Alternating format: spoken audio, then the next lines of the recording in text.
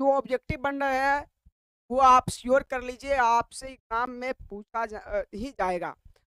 अब कौन सा पूछा जाए ये तो मुझे भी नहीं पता, इसीलिए तो हम लोग सभी प्रश्नों को तैयारी करते हैं।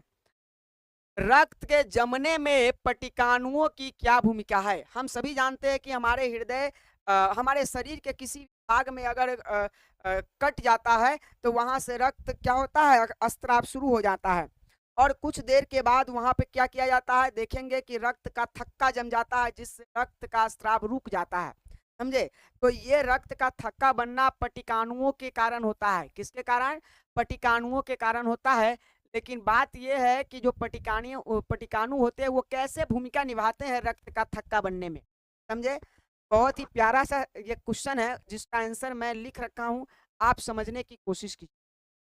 प्लेटलेट्स, जिसको हम पटिकाणु भी बोलते हैं, समझे? प्लेटलेट्स छोटी रक्त कोशिकाएं होती है। प्लेटलेट्स क्या होती है? छोटी रक्त, अब आपसे पूछा जाएगा, यहां से एक ऑब्जेक्टिव बन गया। छोटी रक्त कोशिकाएं किसे कहते हैं?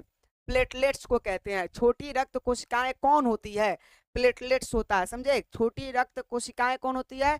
प्लेटलेट्स होता है या पटिकाणु होते हैं। याद रखिएगा, प्लेटलेट्स को ही हिंदी में पटिकाणु कहते हैं और पटिकाणु को ही इंग्लिश में प्लेटलेट्स कहते हैं, और यह रक्त की छोटी कोशिकाएं होती है। ऑब्जेक्टिव कंप्लीट हुआ।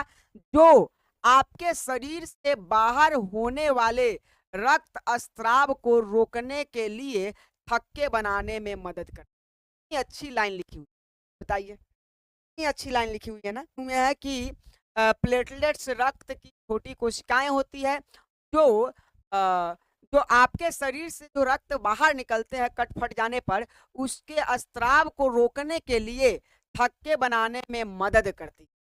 बहुत ही अच्छे हैं।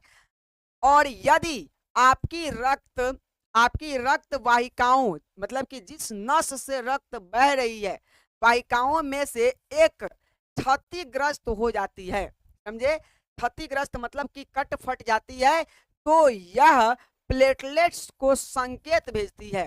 समझे?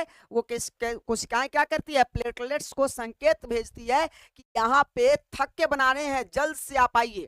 तब प्लेटलेट्स तब क्षति की जगह पर पहुंच जाते हैं और क्षति को ठीक करने के लिए क्या करते हैं? एक थक्का बनाते हैं जिससे रक्त स्त्राव रुक जाते हैं। बताइए, इससे बेहतरीन क्या हो सकता है?